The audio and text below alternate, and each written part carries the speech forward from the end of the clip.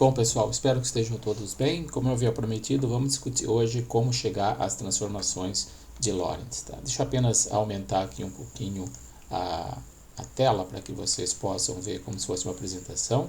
Né?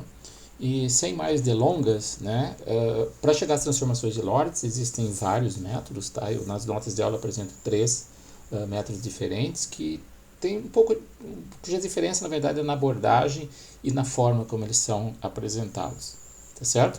Então, existe o método das transformações infinitesimais. Quando eu falo transformações infinitesimais, basicamente o método do Lorentz mesmo, né? O Lorentz, ele chegou às equações, às transformações, é por isso que elas têm o nome dele, simplesmente fazendo uma pergunta muito simples, que é o seguinte: o que eu tenho que fazer, né, quais as transformações de coordenadas que eu tenho que fazer para que as equações de Maxwell fiquem invariantes, tá certo? Então você não aparece já a velocidade da luz, porque as equações de Maxwell têm a velocidade da luz, mas basicamente é um método matemático. Olha, eu tenho uma equação, eu quero fazer uma mudança de variáveis de tal maneira que essa equação não mude de forma.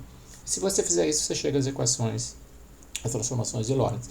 Mas elas não te permitem interpretar isso em termos de mecânica ou qualquer outra coisa, porque você está fazendo uma transformação em cima de uma equação de onda da eletrodinâmica. Então, em princípio, você não pode falar, olha, isso se aplica à mecânica também. Tá?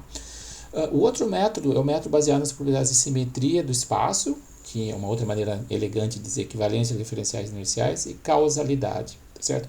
Esse método é basicamente o método do Einstein, tá? Que ele usou originalmente no artigo dele, com uma pequena diferença. Ele falou de equivalência de diferenciais inerciais. O que ele está querendo dizer basicamente é que o espaço é simétrico, nós vamos discutir isso aqui hoje, só que ele não falou de causalidade. Causalidade veio depois. Tá? Eu resolvi colocar essa introdução, né, essa nas minhas notas de aula, porque ao falar de causalidade, assim, chegar nas transformações de Lorentz, a gente acaba aprendendo coisas que foram descobertas depois, ou seja, ela tem, vem um bônus nessa explicação, tá certo? Que é a questão da ordem temporal dos eventos, de acordo com a física.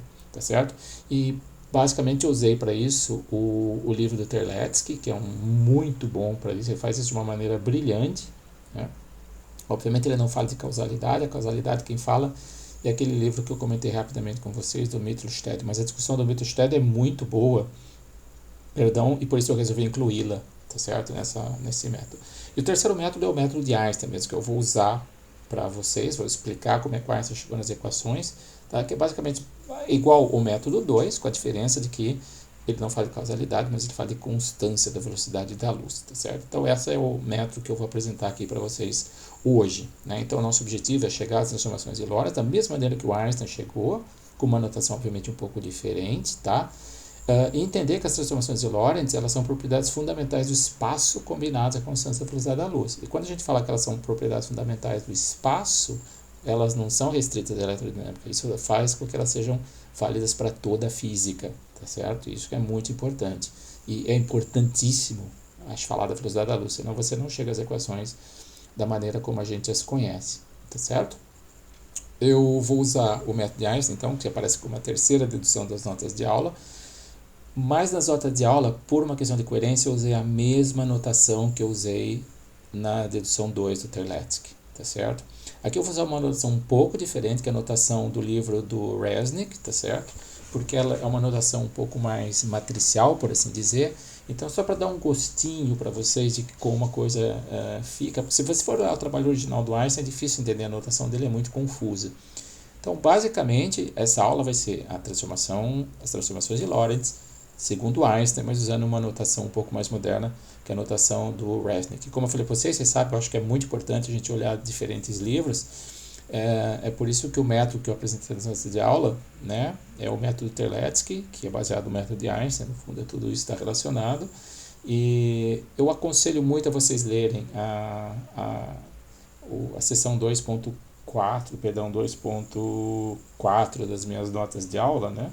Porque lá realmente eu deduzo isso e eu acho muito bonita a dedução dele, tá certo? Uma dedução extremamente elegante, tá certo? Falando isso, a gente faz uma pausa, se vocês quiserem agora dar um tempinho antes de nós começarmos a aula, tá certo? Eu vou dar uns 10, 15 segundos, daí a gente continua com a próxima transparência, tá certo?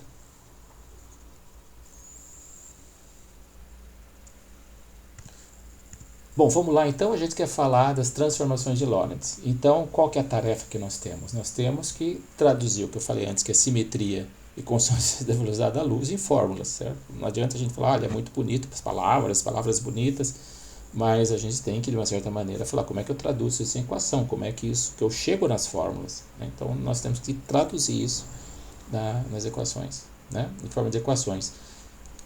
E a primeira coisa importante, que eu já estou usando de uma certa maneira de simetria, é falar, olha, então vamos imaginar o seguinte, eu tenho um referencial S e um referencial S', tá? Essa imagem é do livro do Resnick, tá certo?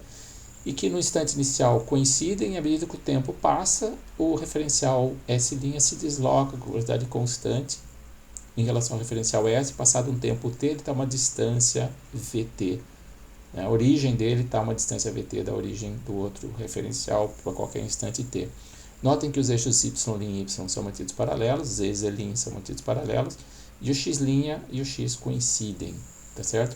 E isso já é uma propriedade de simetria do espaço, porque eu estou usando o que a gente chama de isotropia, ou seja, eu poderia ter pego essa velocidade v para qualquer direção, na direção do eixo y, na direção do eixo z, ou uma direção arbitrária do espaço, não importa. O que importa é que a física não deve depender da direção que eu escolho esse v, certo? A dedução tem que chegar ao mesmo resultado. Por isso, né, chama-se isotropia, qualquer lado do espaço é exatamente equivalente. Por isso, para facilitar a nossa vida, a gente sempre escolhe, para fazer conta, um v que esteja paralelo aos eixos ordenados, tá certo? A gente também escolhe de tal maneira que quando no instante inicial os eixos coincidam, tá certo? E que esses dois eixos perpendiculares ao eixo do movimento se mantenham sempre paralelos. Nas notas de aula eu faço uma dedução mais geral, caso nós tenhamos direções arbitrárias, rotação, esse tipo de coisa, mas para chegar nas transformações de Lorentz de uma maneira simples, a gente pode simplesmente assumir isso aí, tá certo? Então o que a gente está procurando na verdade são como é que a gente transforma as coordenadas de espaço de um referencial nas coordenadas de espaço do outro referencial. O que a gente tem que ter muito claro em mente é que o ponto P é um ponto físico, ele existe, ele está no espaço. Essas equações relacionam maneiras de representar esse ponto em termos de coordenadas. Elas não têm um sentido absoluto, ou seja, isso aqui não é uma coisa definitiva. A gente representa do jeito que a gente quiser. O importante é que a gente tem que representar o ponto P de uma maneira coerente. O que a gente está fazendo é simplesmente buscar quais são essas equações que nos levam, então, às transformações de Lorentz. Como é que eu faço essa representação, tá certo? Então, como eu falei para vocês, a gente já usa entropia, dizer, eu escolho uma velocidade em qualquer direção, e a gente vai usar também o fato que o espaço é homogêneo. O homogêneo significa basicamente o seguinte, eu vou explicar isso em detalhe, que aquelas transformações que a gente tem lá são transformações que têm que ser lineares, são retas transformando-se em retas, tá certo? Mas as transformações lineares, tá certo, que vêm da homogeneidade mais a isotropia, que diz que qualquer direção é equivalente, elas têm uma componente física também, ou seja, se eu escrevo as equações dessa maneira aqui, tá? Que em princípio eu estou relacionando com todas as novas coordenadas de espaço e de tempo, as coordenadas antigas, né, x, y, z e t, em princípio eu tenho 16 coeficientes aqui para determinar nessas expressões. Então a gente precisa de alguma maneira usar física, usar matemática para reduzir esse número de variáveis, porque são variável para caramba, né? 16 variáveis, eu tenho 16 coeficientes que eu preciso determinar. Então, como é que eu entro com física? Bom, eu falo, olha, 6, eles devem depender, esses coeficientes, de alguma maneira do V, porque é o único parâmetro físico que eu tenho no problema. Não tem nada nesse problema que me fala de velocidade da luz, por enquanto nós estamos falando da velocidade da luz, tá certo? A única coisa física mensurável ali até agora é a velocidade relativa entre os dois, tá certo? Então, de alguma maneira, o V vai ter que aparecer dentro desses coeficientes, aqueles A e J que eu escrevi ali atrás. Tá certo? Porque a gente sabe também, enquanto a gente não trouxer a velocidade da luz, não tem nada. Por isso que eu falo, a transformação da relatividade, a teoria da relatividade, as transformações de Lorentz, elas são uma combinação de propriedade de espaço, simetria de espaço e velocidade da luz. Então, enquanto a gente ficar só falando de propriedade de simetria do espaço, o C não vai aparecer. O C vai aparecer depois, quando a gente falar de constância da velocidade da luz. Tá certo? A gente sabe também que se os dois eixos estão parados um em relação ao outro, obviamente todas as constantes AJ que são diferentes, nos quais o I diferente de J tem que ser iguais a zero, e as constantes diagonais têm que ser igual a 1. Basicamente, notação matemática, eu estou dizendo, olha, se o eixo está parado um em relação ao outro e eles coincidem, o x' igual a x, y' igual a y, z' igual a z, desculpa, aqui tem um erro, tem que ser z, tá certo? E t' igual a t. Bom, até aí tudo bem, não tem muito problema.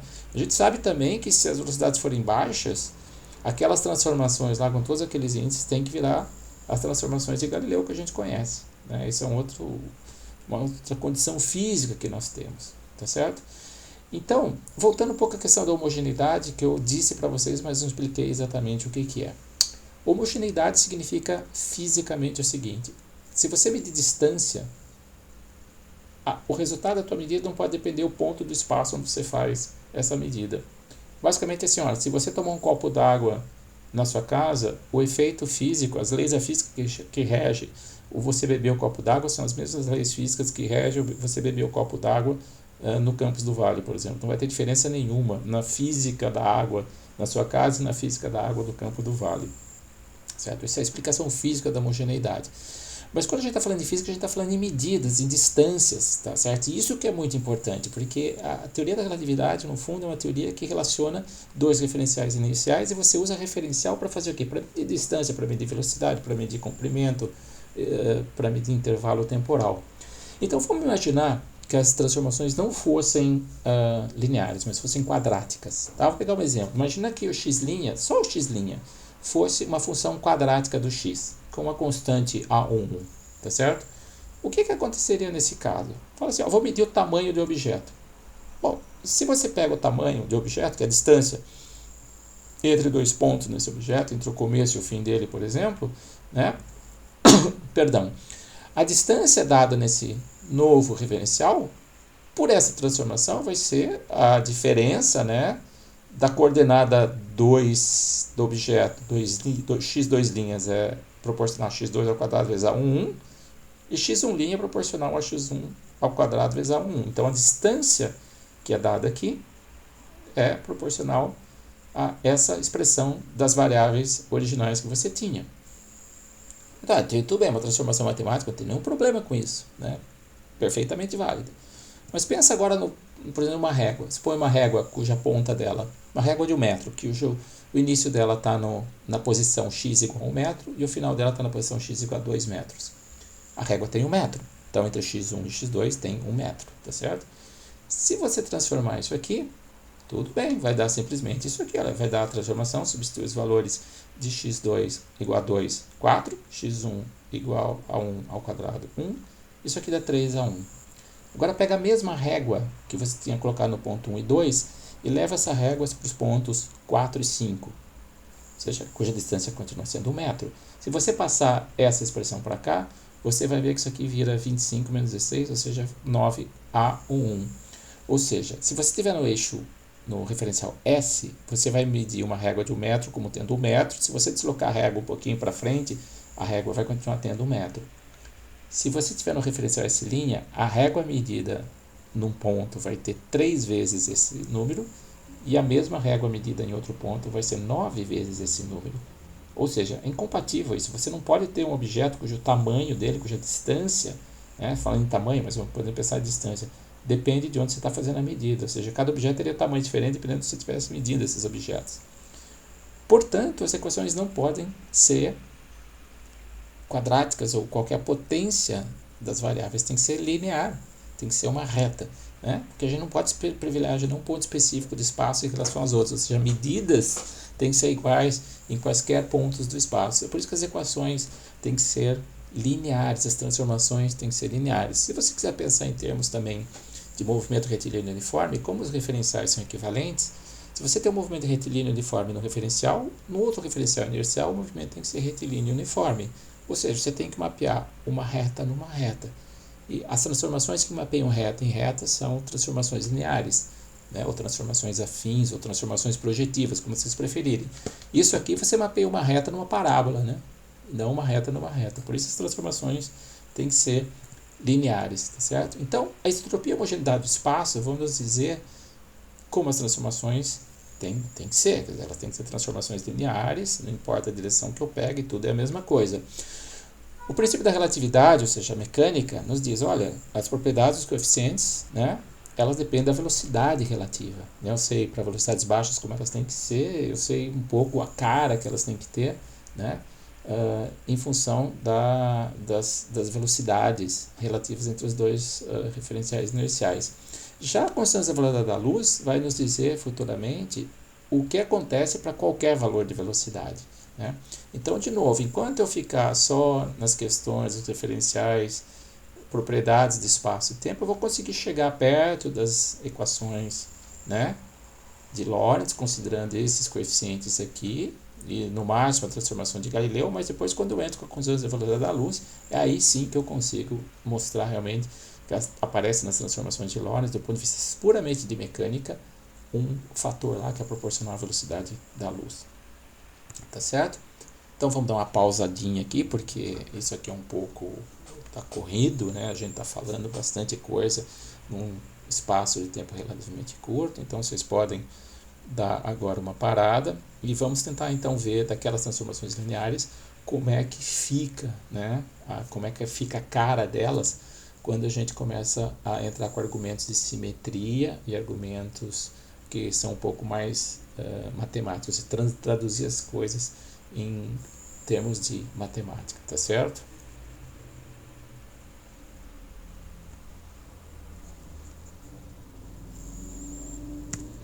Vamos começar com o eixo y', o eixo z', tá? E o argumento, embora seja muito simples, é aquele tipo de argumento quando a gente olha, a gente fala, poxa, será que eu teria conseguido chegar nisso sozinho? Eu tenho certeza que vocês teriam, né? Desde que tivesse tempo. Se a gente tem tempo para parar para sentar e ficar pensando nisso, a gente conseguiria chegar nessa conclusão por nós mesmos, né? Então é o seguinte, eu escolhi os dois eixos x e x' para coincidirem sempre, tá certo? Ou seja, se você pegar um ponto no espaço que está sobre o eixo x, imagina naquele desenho original um ponto em cima do eixo x, ele vai ter coordenadas y e z, as coordenadas y e z deles vão ser iguais a zero. Né? Bom, o x' também, porque o x' ele vai ter um número, né? Ele vai ser um número diferente de zero, mas um ponto que está em cima do eixo x vai estar em cima do eixo x', porque os dois eixos coincidem. Eles coincidem eles são colineares, não quer dizer que os números, os valores sejam iguais, mas um está em cima do outro. Então, o ponto em cima de x vai ser um ponto em cima de x', mas um ponto em cima de x tem coordenadas y igual a z igual a zero. E um ponto em x' tem coordenadas y', z' igual a zero. Tá certo? Mas o que isso quer dizer? Isso quer dizer basicamente o seguinte, que as transformações de y e z para y' e de z' aqui, em função de y e z, não pode ter dependência em x. Tá certo? Por quê? É relativamente simples. Tá? Pega um ponto em cima do eixo x. Tá certo? Ele tem que ter coordenadas y e z igual a zero. Tá legal? Vamos dizer que esse ponto em x é o ponto 5. Tá certo? Bom, esse ponto de coordenada 5, ele vai ter um valor aqui. Mas ele vai ter que ter y' e z' igual a zero. Agora, se isso aqui dependesse de x, o y' que corresponde ao ponto 5, teria um y' diferente de zero. E não importa o valor disso aqui. Isso aqui é zero. Isso aqui não tem. Mas se tivesse mais alguma coisa que somado em relação a x, por exemplo, né, o ponto de coordenada x igual a 5 e y igual a z igual a zero, teria uma coordenada y' que seria 5. Seria diferente de zero. Mas ele tem que ser igual a zero. Porque ele está em cima do eixo x'. O ponto que está em cima do x está em cima do ponto em cima do x', que tem que ter coordenadas y igual a z' igual a zero. Portanto, não pode ter aqui dependência em x, e também o mesmo argumento vale para t, tá certo? Portanto, y' e z', eles vão ter que ser apenas funções de y e de z, e o y aqui também, o y', o z', desculpa, função de y e de z, com coeficientes diferentes, obviamente. Mas espera aí, você está falando do eixo x e x'. E os planos, por exemplo, XY, um ponto em cima do plano XY. Bom, qualquer ponto em cima do plano x, y, ele tem coordenada z igual a 0. Portanto, um ponto em cima do eixo x', y' tem que ter z' igual a 0. Então, se você estende esse argumento agora, tá certo?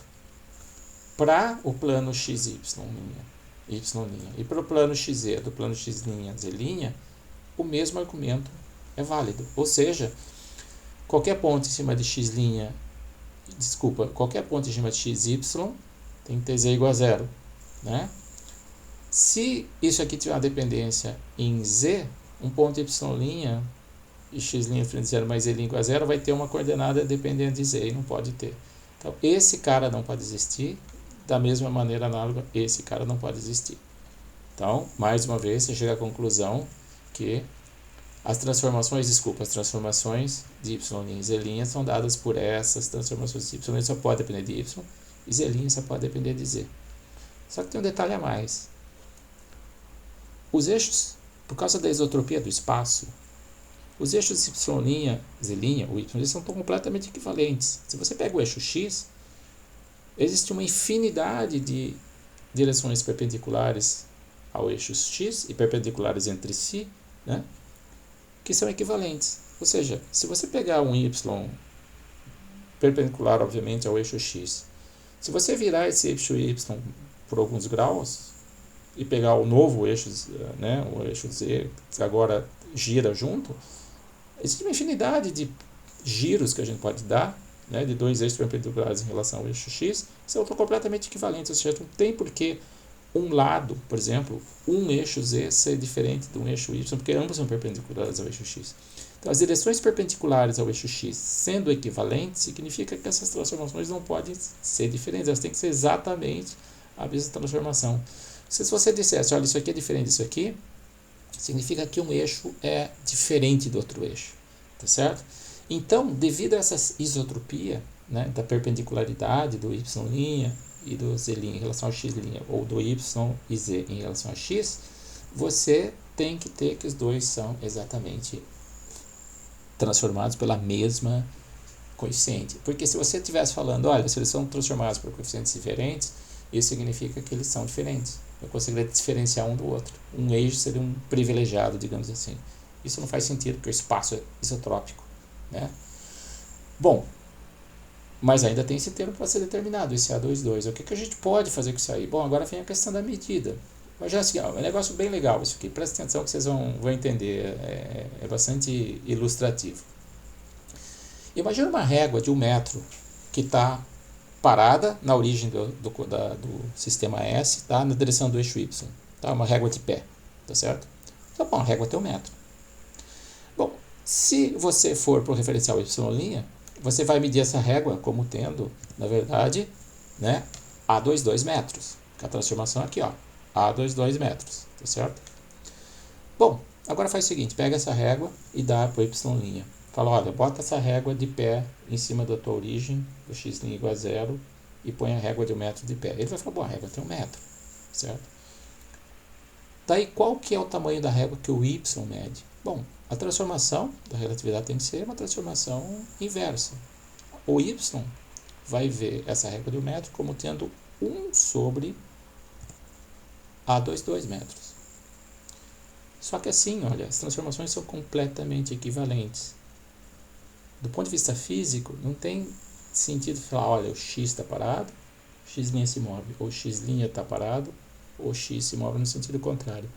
As duas medidas têm que ser completamente equivalentes, não pode haver diferença das medidas, né? O que é 1 metro? Uma régua que uma hora num referencial mediu 1 metro, ela está parada. Se você der para outro referencial e ele segurar essa régua, né, a régua tem 1 metro, o que o x vai medir da régua do y, do x', ou o s vê a régua no s', tem que ser exatamente igual ao que o s' vê dessa régua no s. Portanto, se você olhar para essa expressão, quando um mede A22 vezes o comprimento, o outro mediria 1 sobre A22 vezes esse comprimento. Isso não pode acontecer, isso tem que ser exatamente a mesma medida. Ou seja, se você mede A22 e outro mede 1 sobre A22, né? Você tem que ter que essas duas coisas têm que ser exatamente iguais. Ou seja, esse A22 tem que ser igual a 1. Não, pode ser diferente. Porque se eu olhar para essa expressão, eu tenho A22 vezes A22 é igual a 1. Ou seja, A22 ao quadrado é igual a 1. Então, A22 pode ser menos 1. Sim, pode. Mas isso fisicamente não pode. Por que não pode? Porque significa que um objeto num referencial, se ele está apontando uma direção positiva, quando você olhasse do outro referencial, ele estaria apontando a direção negativa. Ou seja, varia uma inversão do objeto, dependendo do referencial no que você estivesse olhando ele, tá certo? Portanto, essas conclusões do tamanho das medidas levam à conclusão que o y' tem que ser igual a y e z' tem que ser igual a z, tá certo? E com essa explicação super rápida, a gente consegue, então, ver como é que são as transformações dos eixos y' e z', mas falta ainda a gente descobrir quais são as transformações dos eixos x' e t', tá certo?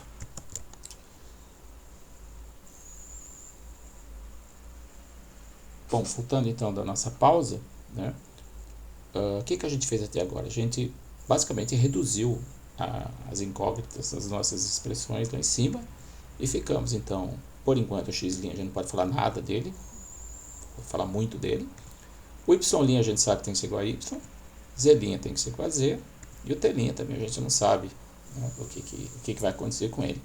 A gente sabe, então, a gente tem aí das 16, nós temos agora 8 coeficientes para determinar, tá certo? Vamos pensar primeiro no tempo, tá? Eu vou tentar argumentar aqui com vocês, para vocês verem como é que a gente, de uma certa maneira, simplifica essa expressão do t', tá certo? Seguindo a argumentação do Resnick. Tá? O Terlecki ele faz isso um pouquinho diferente. Vou pensar no eixo t', de novo é uma questão de tempo. Tá? Vamos imaginar que o t', da maneira que vocês estão olhando ali em cima, tá certo? Ele dependesse de y e de z. Isso significa que dois relógios diametralmente opostos em relação ao eixo x, um em y igual a 0, em y0. Não, desculpa, não em y igual a 0, em y0. Em outro em menos y0. São dois relógios completamente equivalentes, só que um está de um lado do eixo, outro está do outro lado do eixo. O eixo é arbitrário, você pode mexer onde você quiser. Então, não tem por que dois relógios em pontos diferentes do espaço medirem, tempos diferentes, tá certo? Mas se você tivesse um relógio, né, que tivesse num ponto que eu vou chamar de y0 e um outro relógio num ponto que chama menos y0, né, significa que você teria dois relógios que marcariam horários diferentes, né? Você pode pensar em várias posições possíveis, aí você vê que todas as suas medidas de tempo dependeriam de onde você está colocando os seus relógios, por causa dessas duas variáveis aqui. Então a gente não pode ter isso aqui, certo? Ah, mas você tem esse termo aqui também. Então você não poderia ter esse termo. Aí é um pouco diferente, porque o mesmo argumento que vale para t', vale para x', então esses argumentos nós não podemos ter. Mas aí a gente ainda tem uma relação entre x e t, e é possível você pegar relógios que aqui ele está no x, no x0 e no menos x0, aqui ele vai te dar um t' que vai dar o mesmo t', se aqui for x0 e o menos x0. Porque daí, obviamente, vai depender desse fator aqui, tá certo? Isso tem a ver, na verdade, a gente vai ver com o fato de que o tempo é diferente nos referenciais. Mas o argumento que eu queria deixar basicamente claro para vocês é o seguinte: isso aqui, tá? Como isso aqui é completamente arbitrário, isso não é arbitrário, isso aqui está relacionando x' com x, t' com x e t, né? Mas isso aqui são os eixos perpendiculares, são completamente arbitrários. Você conseguiria sempre, imagina infinitos pontos, você conseguiria sempre achar pontos onde você chegaria a resultado. Você não conseguiria, basicamente, você não conseguiria garantir que todos os pontos, né, que estão em posições simétricas em relação a x e x', desculpa, esse x, né, em diferentes y, diferentes z's, marquem o mesmo tempo, tá certo? Então isso é um problema que a gente não pode ter. A gente não pode ter esses dois termos aqui. Da mesma maneira, a gente não pode ter esses dois termos aqui, tá certo? Bom, significa A42 igual a A43, que tem que ser igual a 0, e também a gente vai ver o A12 né? Por extensão, A12 e A13 tem que ser iguais a zero. Então, agora, o que acontece com o eixo X? Então, olha, fica com isso aqui, isso aqui, isso aqui e com isso aqui. Tá? Eu ainda mantive essa dotação, mas já poderia, na verdade, ter eliminado isso aqui. Tá certo? O que a gente faz agora em relação ao eixo X? Bom, você pode usar esse argumento, mas tem um argumento muito bonito, elegante, que é o seguinte, olha. Imagina a origem, o x' igual a zero. Da maneira como eu fiz a transformação, como eu desenhei os eixos de coordenadas, o x' igual a zero, ele sempre vai ser dado por x igual a vt. Né? Se você olhar a figura lá, voltar na figura, você vai ver que o vt é a distância entre o x0, que é a origem do sistema S, e o x' igual a zero, que é a origem do sistema S'. Mas a relação que existe entre x' igual a zero e o x é que o x' sempre tem que ser igual a vt. Olha, se o x' igual a zero sempre tem que ser igual a vt, certo?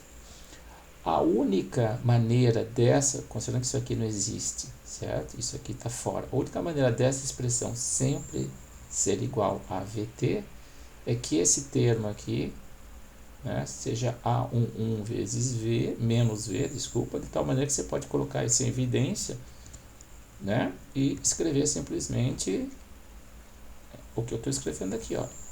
Tem que ser essa construção obrigatoriamente tem que ser assim, porque essa é a única maneira dessa expressão sempre dar x igual a vt quando x' igual a zero. Se você não tivesse uma expressão com essa forma aqui, você sempre, para x' igual a zero, você vai ter outros valores de x diferentes de vt. Mas por construção, x sempre vale vt quando x' igual a zero. Portanto, se a gente olhar um pouco com calma para essas expressões, desculpem, eu consegui reduzir isso a isso aqui, ó. X' é 1x menos vt, y igual a y, z' igual a z, t' igual a 4,1x mais a 4,4t. Isso que a gente chega é o que, por exemplo, o nosso amigo Resnick chega usando argumentos de simetria. Se vocês olharem no Terlecki, que está nas notas de aula, ele vai muito mais além disso. Ele consegue chegar quase nas expressões, as transformações de Maxwell, transformações de Lorentz, só faltando a velocidade da luz, que depois você tem, obviamente, que colocar, né? Então, só com simetrias do espaço, se você explorar um pouquinho mais detalhadamente as simetrias do espaço, você vai ver que você consegue uma forma até mais explícita, quase igual, quase idêntica às transformações de Lorentz, do que essa expressão aqui. Mas isso aqui, como vocês estão vendo agora, é exatamente o que o Einstein fez, tá certo? O Einstein chegou nisso aí. E o pulo do gato do Einstein, obviamente, foi falar, olha, a velocidade da luz é constante. O que ele quis dizer com isso? Ele falou, imagina o seguinte, imagina que os dois eixos estão coincidindo, eles estão exatamente no mesmo ponto, tá certo, do eixo de... Os dois eixos, coincidem no instante t igual a zero. E vamos supor, no momento que eles estão exatamente um em cima do outro, tem um pulso de luz, que se espalha na forma de uma onda esférica. Bom, passado um tempo t, a superfície dessa onda, dessa onda luminosa esférica, vai ser dado por a equação dessa esfera aqui, ou seja, a posição x, y, z ao quadrado, né, x2 mais y2 mais z2, tem que ser igual ao raio da esfera, que é dado pelo quanto a luz se deslocou. Mas o Einstein disse, mas quem está no referencial S' vai ver a mesma, vai ver um pulso de luz se propagando, ele vai ver uma esfera no referencial dele, obviamente, que vai ser dado por essa mesma expressão com x', y', z', t', mas com a mesma velocidade da luz, né? O que amarra isso nisso é o fato do c ser o mesmo nas duas expressões. Daí o Einstein falou, tá, mas eu descobri quais são as transformações, né, que ligam esse cara a esse cara aqui, ó. Eu vou voltar um pouquinho a transparência. Essas transformações aqui. Se eu pegar no lugar daquele x', y', z', t', colocar isso aqui, ou seja, se eu chegar nisso e substituir, né, as transformações nessa equação, é só botar ali, fazer a continha, né, e vai dar isso aqui, ó. No lugar do x' tem A1 x menos vt, tudo ao quadrado, y' igual a y, z' z. E no lugar do t', eu tenho aqui a expressão que eu tenho lá por t'. Agora, essas expressões aqui, essa e essa, envolvem as mesmas variáveis. Tem x aqui, tem y aqui, tem y aqui, tem y aqui, tem z aqui, t aqui, t aqui. Mas aqui tem termos cruzados. Aqui vai ter um termo que envolve, né, quando você abre esse quadrado aqui, tem um termo que envolve xt, e aqui tem um termo também que envolve xt, tá certo? Então, se você abrir essa expressão aqui e fatorar só x, só y, só z, só t, ou seja, só abrir essas expressões, elevar ao quadrado e juntar tudo numa expressão só, né? Você chega nessa expressão aqui, olha, essa aqui continua aqui, né? E aqui que eu simplesmente fiz, eu abri o quadrado e, né, juntei os termos que são proporcionais a x2, os termos proporcionais a xt, os termos que são proporcionais a t2, certo? Só que isso aqui representa o mesmo sistema físico, o mesmo evento físico, desculpa, o mesmo fenômeno físico, a propagação de um pulso de luz. Então, essas duas equações têm que ser exatamente iguais, elas têm que representar a mesma coisa. Significa que quando você compara essa expressão com essa expressão, isso aqui tem que ser igual a 1. Esse termo aqui não aparece na de cima, então isso aqui tem que ser igual a 0. E esse termo aqui, ó, que se você olha para aqui, tem que ser igual exatamente a C2. Ou seja,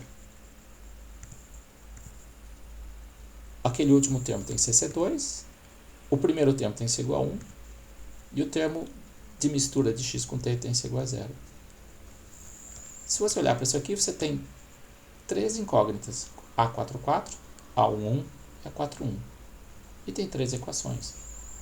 Com um pouquinho de álgebra, se você resolve isso, você descobre que o A44 é 1 sobre raiz quadrada de 1 menos V2 sobre C2, A1 é 1 sobre raiz quadrada de 1 menos V2 sobre C2, e A41 é menos V sobre C2 dividido por raiz quadrada de 1 menos V2 sobre C2.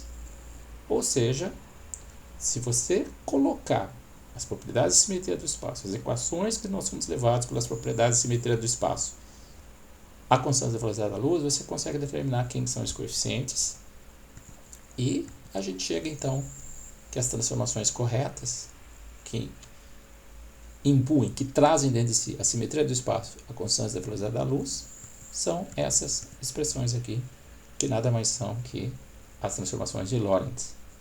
Ou seja, esse QED aqui não é QED de eletrodinâmica quântica, Quantum Electrodynamics, mas é a famosa frase chique em latim, que significa quod erat demonstrando, ou seja, isso era o que nós queríamos mostrar, tá certo? Então, eu vou encerrando a aula, essa aula aqui, que foi relativamente rápida para vocês, tá certo?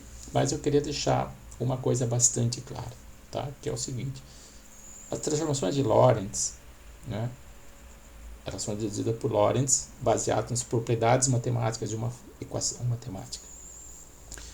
E ela vale para aquela equação, você não pode tirar muitas conclusões a partir daquilo. Falar, olha, isso aqui vale para a eletrodinâmica, que as pessoas achavam na época. O Einstein, ele fez as deduções usando argumentos de simetria de espaço, certo?